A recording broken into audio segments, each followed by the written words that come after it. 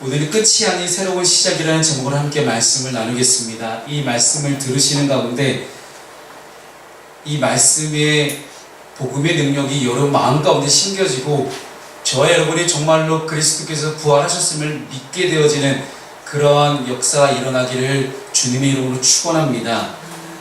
영국의 잉글랜드 북동부에 가면 바람이라는 아주 작은 도시가 있습니다. 이 도시는 한때 석탄 산업으로 유명했던 도시였는데 탄광들이 굉장히 많았습니다. 그래서 탄광이 무너져 많은 사람들이 죽는 대형 사고들이 종종 발생했던 그런 도시입니다. 그 사고들 가운데 가장 최악의 사고를 할 수 있는 것은 이 바람이라는 지역의 한 석탄광이 무너져서 무려 164명이 목숨을 잃는 그런 사건이 있었습니다. 그 현장이 너무나 참혹해서 그 164명의 광부들은 거의 생매장 되다시피 생을 마감하였습니다. 그 현장을 수습하던 사람들을 흙 속에서 한 명씩 한 명씩 꺼내다가 글씨가 쓰여있는 판자를 발견하게 되었습니다. 그 판자에는 다음과 같은 글이 써 있었습니다. 주님은 우리와 함께 하십니다. 우리는 갈 준비가 되었습니다. 주여 축복하소서. 우리는 대단히 유쾌한 기도회를 가졌습니다. 모든 사람은 영원한 영광을 위해 준비되었습니다. 화요일 오후 2시. 영어로 써 있는 것을 직역해서 한 분이 이제 번역을 해서 이제 인터넷상에 올려놓는데, 그들은 이 땅에서의 마지막 순간, 조금씩 갱도가 무너져 내리는 그런 전체절명의 마지막 생의 순간 속에서 그들은 부활과 영생을 믿는 자기들만의 신앙 고백을 그 판자 위에 남기고 주님의 품으로 갔던 것입니다. 유엔의 한 통계에 따르면 전 세계 연간 사망자 수가 5,900만 명이라고 합니다. 즉 하루에 16만 명 이상이 이 땅에서의 생을 마감하고 있다는 것입니다. 이렇게 죽음은 인간에게 두려움의 대상입니다. 인간은 죽음의 문제를 해결할 수 없고 죽음으로 모든 것이 끝나버린다고 생각하기 때문입니다. 그래서 어떤 이들은 삶의 고난 가운데서 마지막 최후의 선택으로 스스로 목숨을 끊는 안타까운 선택을 하기도 합니다. 그 까닭은 죽으면 끝이 난다고 생각하기 때문입니다. 근데 정말 죽음으로 모든 것이 끝날까요? 우리가 함께 읽고 있는 성경과 우리가 함께 믿고 있는 예수라는 분은 죽음으로 끝이 아니라 새로운 시작임을 우리에게 가르쳐 주었습니다.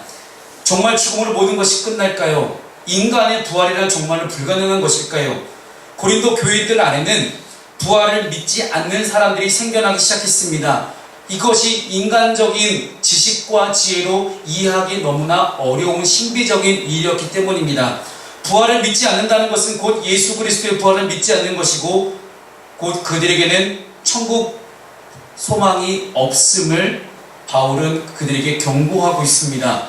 그렇다면 예수 그리스도의 부활을 믿지 않는 사람들은 어떤 결과를 낳게 될까요? 첫 번째는 믿음이 없으면 우리가 함께 듣고 믿고 있는 이 모든 복음은 다 헛된 것이 됩니다. 오늘 본문의 14절 말씀을 우리 함께 읽어보겠습니다. 14절입니다. 시작. 그리스도께서 만일 다시 살아나지 못하셨으면 우리가 전파하는 것도 헛것이요 또 너희 믿음도 헛것이며. 아멘.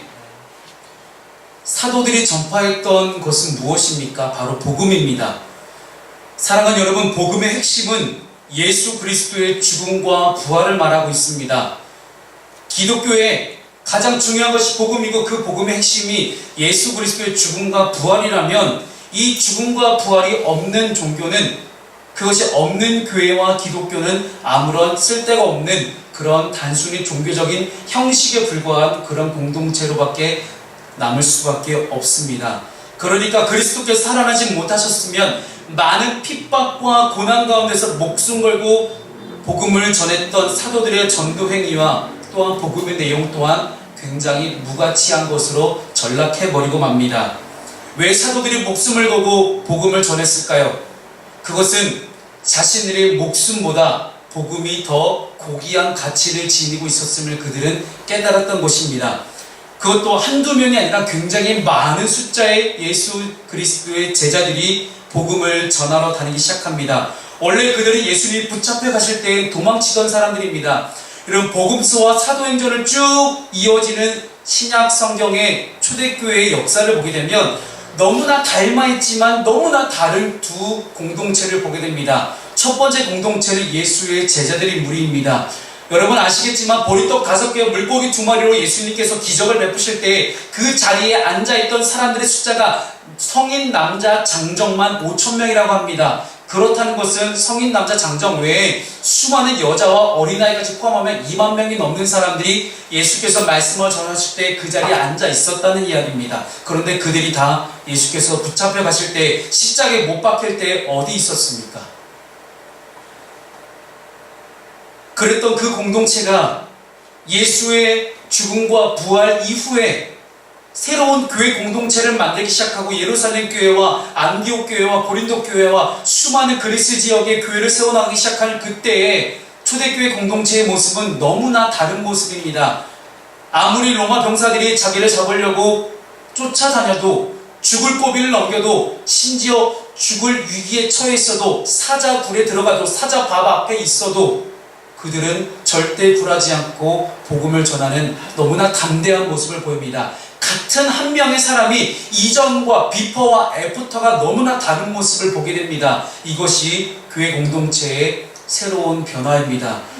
복음서와 사도행전까지 이어지는 너무나 닮아있지만 다른 이 두 공동체를 보면서 우리는 한 가지 사실을 깨닫게 됩니다. 도대체 복음이 뭐길래? 예수 그리스도의 죽음과 부활을 믿는 것이 이게 도대체 무슨 가치가 있길래 이 사람들을 이렇게 바꿔놓을 수 있을까? 여러분, 사람은 쉽게 바뀌지 않습니다. 그래서 사람은 믿음과 신뢰의 대상이 아니라 사랑의 대상입니다.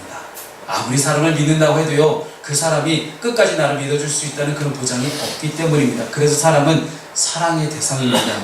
무엇이 그들에게 죽음에 대한 두려움을 없애주었을까요? 어떻게 그 사람이 그렇게 한순간에 변할 수 있었고 그 이전에 그렇게 두려움 가운데 있던 이들이 어떻게 한순간에 바뀌어서 예수님처럼 똑같은 기적을 일으키는 사람들로 변할 수 있었을까요?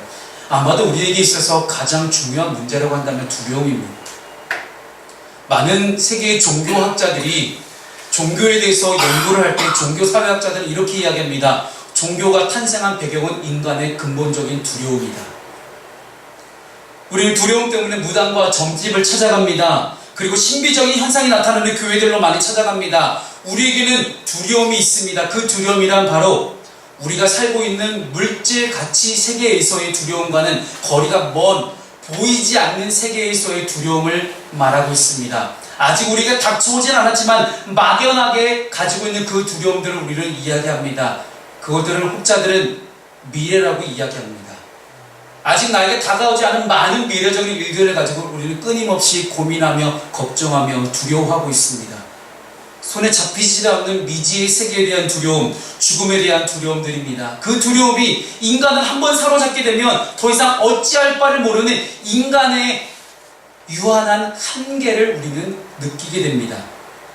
그 두려움의 세계에서 도저히 빠져나올 수 없을 거라고 생각했던 예수의 제자들이 죽음을 각오하고 복음을 전할 수 있었던 까닭은 역시 복음의 진정한 능력과 가치를 알았기 때문입니다. 또한 이 복음을 들었던 교인들의 믿음, 만약에 믿음이 없으면 우리가 알고 있는 이 복음의 가치가 무색해지고 우리의 믿음 또한 너무나 헛된 것이 됩니다. 여기서 말하는 믿음이란 무엇을 가리킵니까? 예수 그리스도가 우리를 위해 십자가에서 죽으시고 다시 살아나셔서 우리의 모든 죄가 용서받았다는 것을 의미하는 것이 믿음입니다. 죄의 저주에서 구원받고 하나님의 자녀가 되므로 영생을 얻게 되었다는 이 믿음입니다. 이것이 단지 우리가 죽어서 천국을 가기 위한 천국행 티켓 정도로 생각하게 된다면 우리는 너무나 복음을 잘못 알고 믿고 있는 것입니다. 믿음은 천국행 티켓 외에도 지금 우리의 삶의 현실의 그 어떤 문제도 돌파할 수 있는 강력한 힘이 있는 것이 복음으로부터 파생된 우리의 믿음입니다. 왜냐하면 모든 문제의 근원은 역시 죄에서 시작되기 때문입니다. 모든 문제의 시작이 죄라면 이 죄를 해결하지 않고서는 우리의 그 어떤 문제도 우리는 돌파할 수 없음을 성경은 우리에게 가르치고 있습니다. 결국 우리가 다시 한번 되돌아봐야 되고 다시 한번 주님께 나와서 점검해야 될 것은 과연 나는 얼마나 복음을 믿고 있는가라는 것입니다. 죄의 문제로 우리는 하나님과의 관계가 끊어졌습니다. 그러므로 우리는 하나님으로부터 어떠한 은혜와 축복도 받지 못한 채 하루하루를 살아가야 됩니다. 그래서 인간을 가리켜서 수고하고 무거운 짐진자라고 그렇게 부릅니다. 수고하고 무거운 짐진자가 스스로 어깨에 지고 날마다 힘겹게 살아가야 하는 그런 어려움이 우리 인간에게 주어졌습니다. 또한 하나님과의 끊어진 관계 때문에 우리는 이 죄의 문제를 우리가 스스로 해결해야 하는데 우리에게는 그럴 힘과 능력이 없습니다. 죄라는 것은 기준 자체가 인간의 기준이 아니라 하나님의 기준이기 때문에 우리의 힘과 능력으로는 죄를 이길 능력이 아무런 없음을 우리는 고백할 수 있어야 됩니다. 이것이 회개입니다.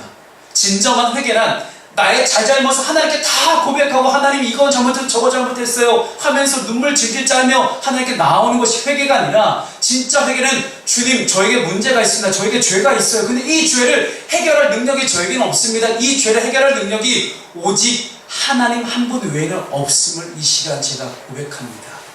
그런 인정하는 것, 인정하는 믿음, 이것이 바로 진정한 회개입니다.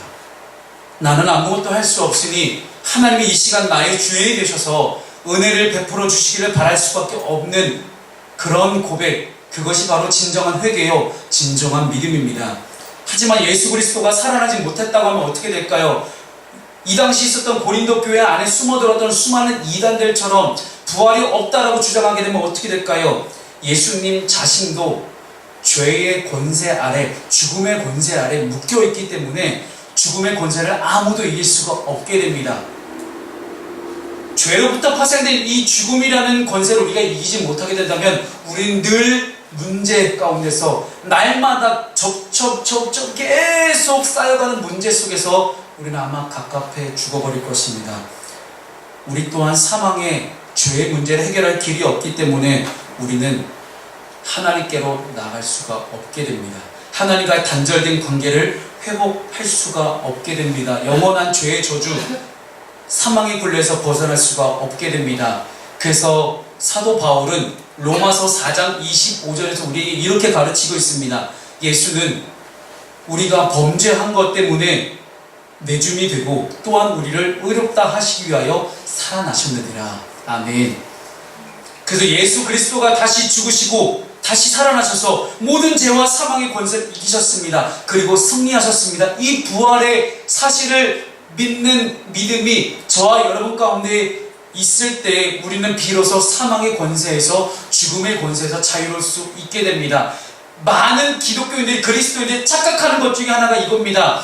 믿음은 믿음대로고 내 일상생활이 일상생활이고 나의 삶에 일어나는 문제는 문제고 나의 믿음은 전혀 별개의 것이라고 생각합니다. 하지만 사랑하는 여러분, 하나님께서 우리에게 너무나 우리가 생각하는 것 이상으로 우리에게 다가오셔서 우리의 삶에 밀접한 관계를 맺고 싶어 하십니다. 그렇게 볼 때에 이미 하나님은 우리에게 죄의 문제를 해결할 수 있는 유일한 길, 예수 그리스도의 부활이라는 좋은 길, 십자가의 능력을 우리에게 가르쳐 주셨습니다.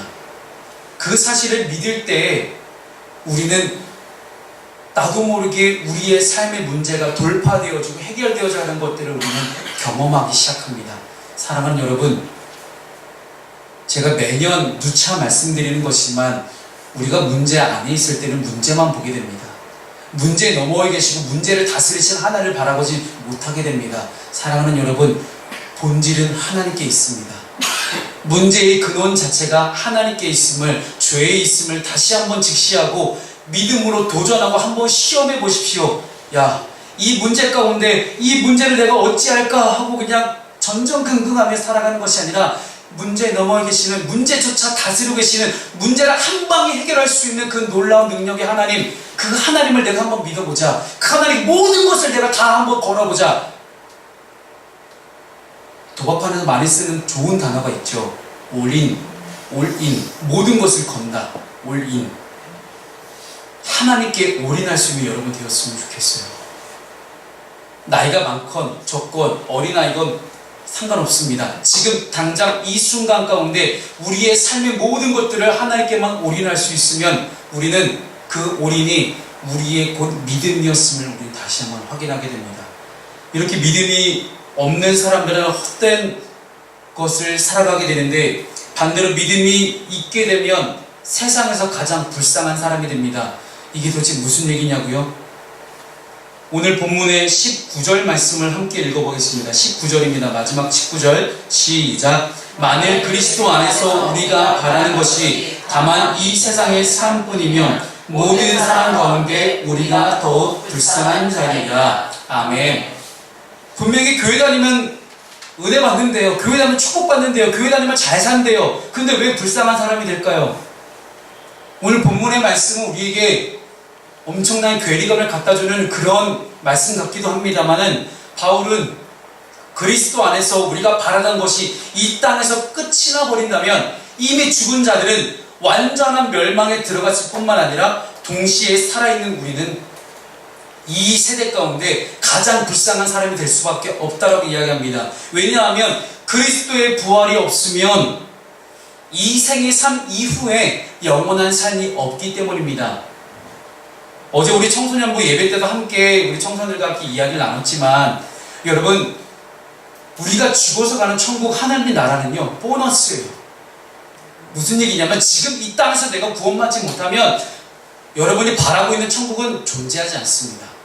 지금 내가 이 땅에서 구원받은 사람답게 살아가야만, 이 땅에서 정말로 구원받은 사람으로 내가 하나님께 인정받고 성령을 쫓아 살아가는 삶을 살아가야만 우리에게는 천국도 주어진다는 거예요. 이 땅에서 개차만 같이 살아간다, 내가 믿음 하나만 가지고 어떻게든 내가 천국 갈 수 있겠다고 믿는 믿음, 여러분, 이거는 거짓된 믿음입니다. 많은 이단들이 그렇게 우리를 미혹시키며 우리를 꼬드기며 잘못된 길로 들어서게 하고 있습니다. 사랑하는 여러분, 이 땅에서의 구원이 천국을 보장해줌을 기억하시기 바랍니다. 그렇다는 것은 여러분, 지금 구원받지 못하면 영원한 구원은 여러분에게 존재하지 않습니다.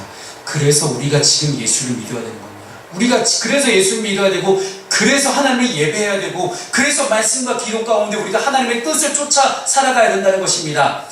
어떤 사람들은 율법적으로 자꾸만 말씀과 기도의 행위를 통해서 구원받는다고 이야기를 해요. 여러분, 말씀과 기도의 행위는 우리에게 하나님의 뜻을 전달해 줄 수는 있지만, 말씀과 기도를 하는 행위 자체가 우리를 구원으로 인도해 줄 수 있는 것은 아닙니다. 그렇게 본다면 우리가 결국 쫓아가야 하는 것은 무엇입니까? 하나님의 뜻을 따라 이 땅을 살아가다가 자연스럽게 하나님의 뜻 안에 이루어지는 하나님의 나라로 가게 되어지는 자연스러운 구원을 경험하는 것, 그것이 저와 여러분에게 있었으면 좋겠습니다. 요한일서 2장 16절에 이렇게 요한 사도가 우리에게 가르치고 있습니다. 한번 함께 읽어보겠습니다. 시작. 이는 세상에 있는 모든 것이 육신의 정욕과 안목의 정욕과 이생의 자랑이니 다 아버지께로부터 오는 것이 아니요 세상으로부터 오는 것이라. 아멘. 그래서 예수 그리스도를 믿는 사람들은 육신의 정욕과 안목의 정욕과 이생의 자랑을 버리고 오직 하나님의 나라를 바라보며 살아가려고 하는 것이 그리스도인이에요. 여러분, 주변에 있는 많은 그리스도인들 가운데, 소위 교회를 다닌다고 하는 사람들 가운데, 목사님 왜 그럴까요? 그 사람 왜 저한테 그런 얘기를 할까요? 그렇게 행동할까요? 왜 그런지 아십니까? 그는 믿는 사람이라고 믿는 척을 하지만 여전히 육신의 정욕과 안목의 정욕과 이생의 자랑의 가치가 더 하나님 나라의 복음의 가치보다 더 귀한 가치인 줄로 알고 있는 사람이기 때문에 아직 구원받지 못한 그리스도인이기 때문입니다. 너무나 대답이 간단하죠. 그래서 그 사람은 믿음을 보게 되면 믿음은 행동을 수반한다고 이야기를 해요. 그 사람이 어떻게 말을 하고 어떻게 행동하는지는 결국 그 사람 믿음을 결정할 수 있는 좋은 계기가 됩니다. 어떤 것도 그 사람의 감춰진 그런 속 믿음을 알 수 없기 때문입니다. 그렇게 본다면 우리는 육신의 정욕과 안목의 정욕과 이생의 자랑이 결코 우리를 하나님의 나라로 인도할 수 없음을 깨닫게 됩니다. 우리가 추구하는 가치들은 결국 우리의 만족을 위한 것이었음을 우리는 깨닫게 됩니다. 그러나 하나님의 기쁨과 하나님의 만족을 위해서 부단히 노력하며 헌신하고 희생하며 살아가는 것이 지금은 비록 어렵고 힘들어요. 누군가가 볼 때는 되게 미련해 보이고 불쌍해 보이고 찌질해 보일 수도 있어요. 하지만 이 힘들고 어려운 이 믿음의 길 위에 있는 것이 하나님의 나라로 하늘나라 가는 길, 하늘 가는 그 길 위에 있음을 알고 실천하며 살아갈 수 있는 저와 여러분 되었으면 좋겠습니다. 어떤 것이 가치가 있는 것인가? 물론 우리의 인생을 위해서 부단히 노력하며 살아가야 됩니다. 하지만 앞만 보고 향해 달려가더라도 무엇이 옳고 그른지, 무엇이 정의로운지 그것 좀 우리가 같이 판단하고 살 수 있어야 되지 않을까 싶습니다. 지금은 비록 좁은 문으로 가는 것 같아요. 너무나 좁은 길로 가는 것 같아요. 누구도 인정해주지 않는 그런 신앙의 길을 걸어가는 것 같아요. 하지만 그 십자가가, 그 좁은 길이 나를 구원할 수 있는 유일한 길이라는 사실을 여러분 믿으시기 바랍니다.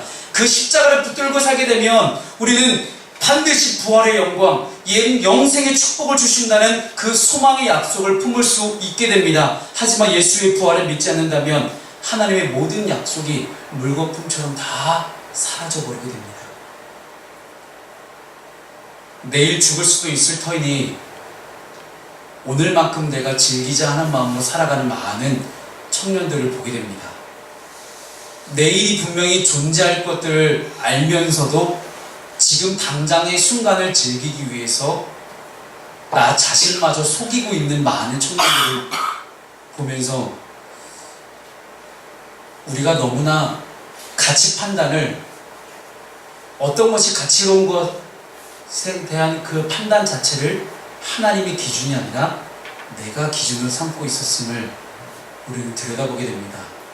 그것은 결국 우리의 믿음을 이야기합니다.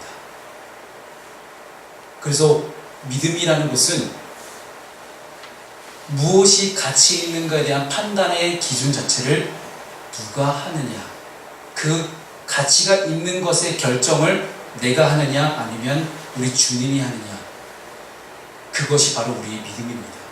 사랑하는 여러분, 지난 한 주간 여러분 많은 선택을 하며 살아오셨을 겁니다. 수많은 선택의 순간 가운데 여러분 그 선택의 최종 결정권자가 누구셨습니까? 여러분 자신이었습니까? 아니면 예수 그리스도였습니까?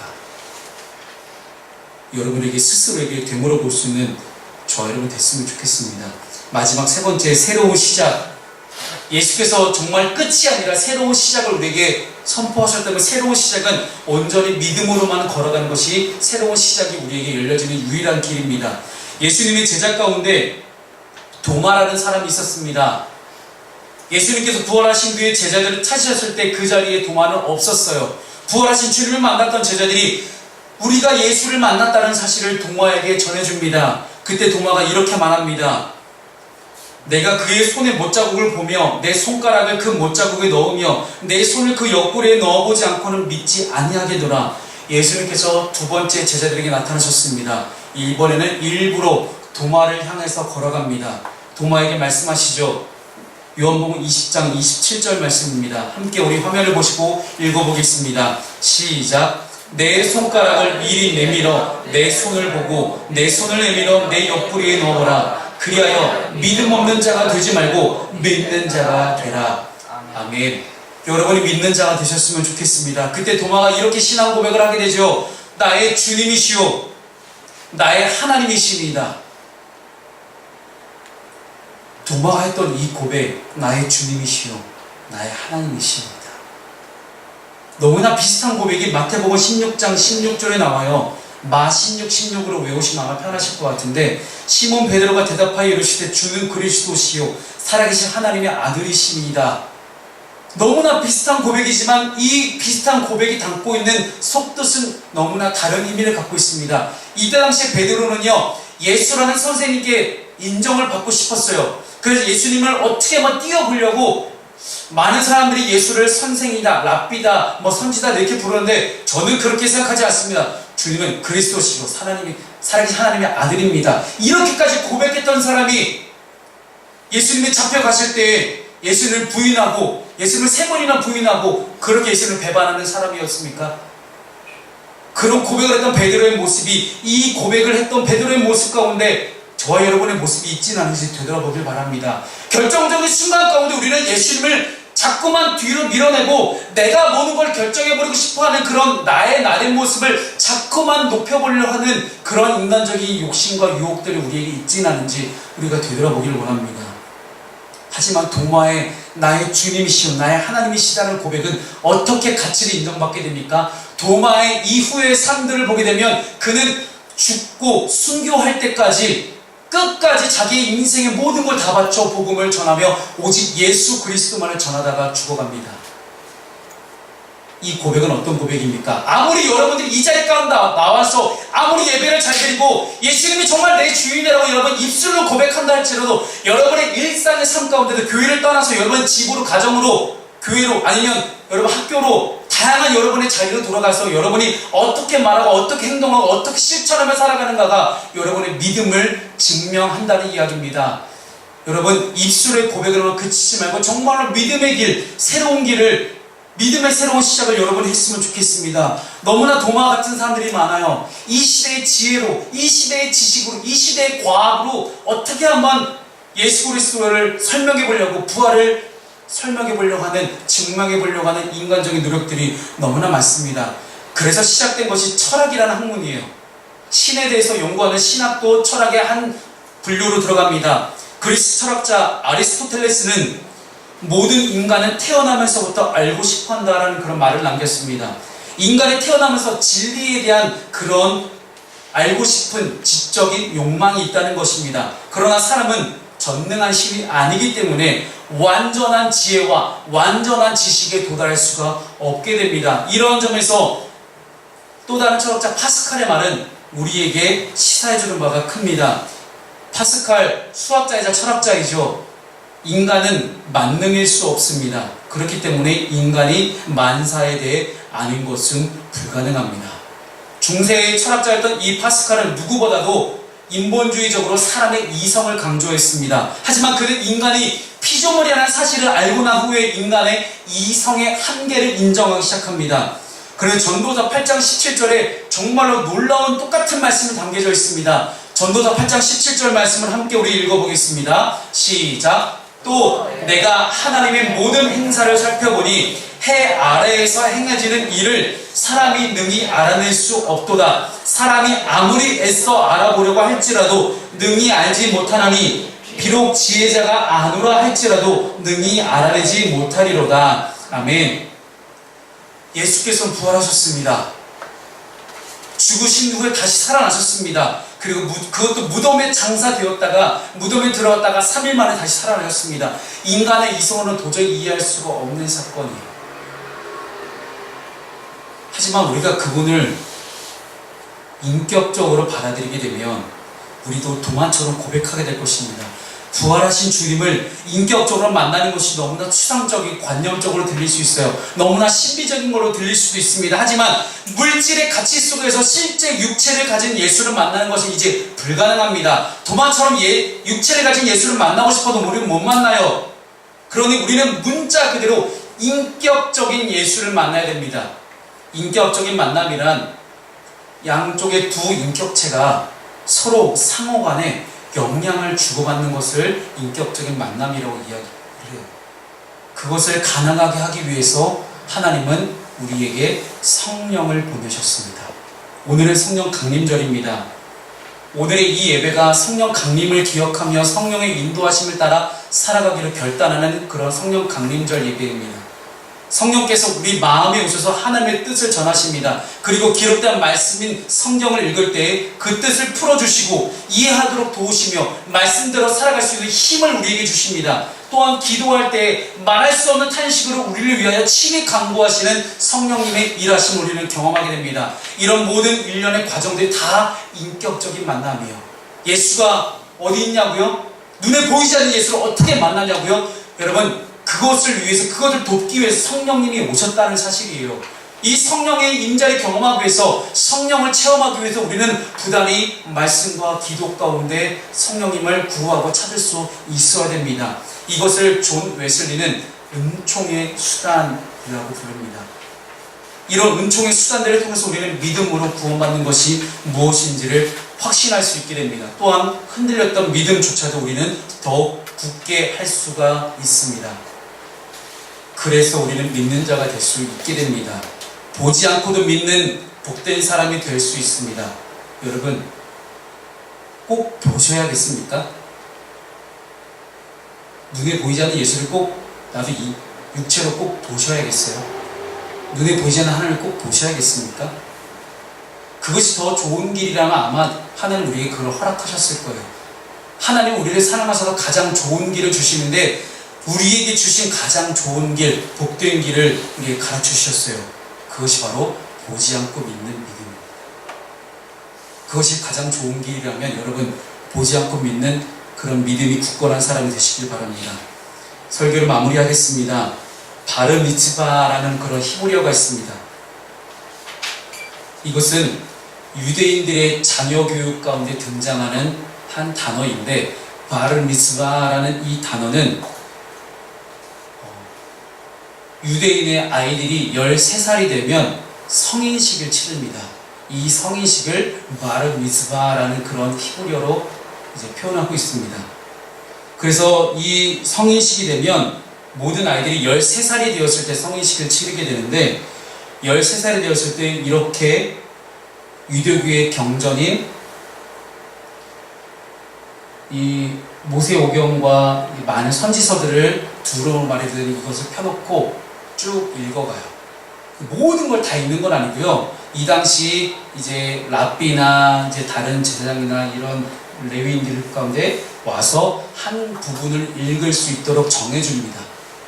그래서 가운데 아이가 13살이 된 아이고, 이 아이가 그 부분을 읽어가면 옆에 있는 아버지가 똑같이 그 부분을 똑같이 읽으면서 이제는 이 아이가 아버지로부터 종속되지 않고 벗어날 수 있는 성인이 되었다라고 선포하는 것이 이 이스라엘 유대인들의 성인식입니다. 그런데 이 이스라엘 유대인들의 성인식은 또 하나의 전통이 있습니다. 그들은 13살이 되면 아이들에게 항상 같은 이야기를 들려줍니다. 그 이야기란 이스라엘 사람들이 출애굽한 이야기입니다. 이스라엘이 출애굽을 통해서 하나님의 구원과 역사를 어떻게 경험했는지를 알려주는 그 이야기를 해주는 것, 그것이 바로 유대인들의 교육법입니다. 그들은 절대 잊어버리지 않습니다. 무엇을 잊지 않습니까? 하나님께서 이스라엘을 출애굽시키시면서 그들을 구원하셨음을 그들은 잊지 않기 위해서 성인식이 되었을 때 똑같은 이야기를 들려주는 것입니다. 사랑하는 여러분, 우리는 무엇을 잊지 말아야 됩니까? 예수 그리스도의 죽음과 부활, 그 사실, 그 복음을 잊지 않고 기억할 수 있는 여러분 되었으면 좋겠습니다. 기도하겠습니다. 사랑의 하나님,